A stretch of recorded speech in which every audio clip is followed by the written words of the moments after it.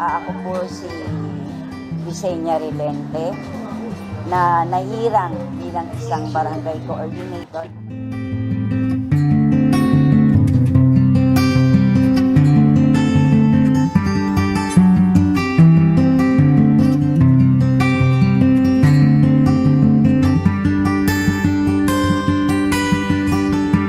Ang health kasi ay importante sapagkat buhay ito.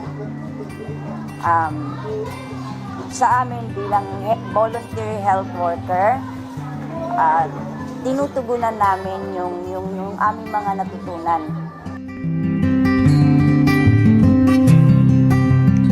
Ibinahagi ni Aling Wesing ang kanyang natutunan tungkol sa pag-alaga ng kalusugan, tulad ng pag-ehersisyo at paggawa ng halamang gamot para sa mga sakit sa balat. At ito ay may kaakibat na kwento tungkol sa mabilis na epekto ng gamot. So, nung pinuntahan ko yung bahay, isa kasi ang bayabas ay halamang gamot.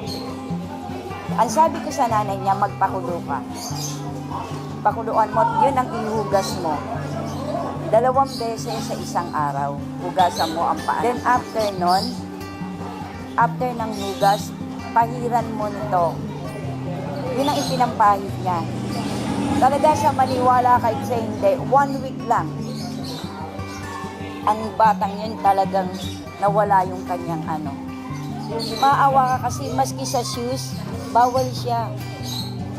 Yung pagpinawisan lalo, talaga bawal na bawal, kawawa talaga.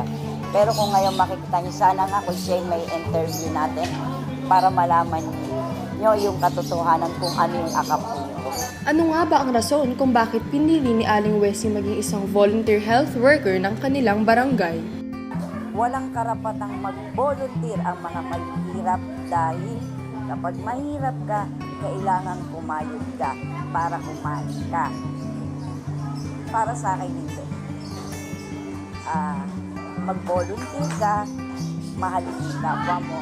Dahil ang balik nun, siksik-lig umaaka. Diba?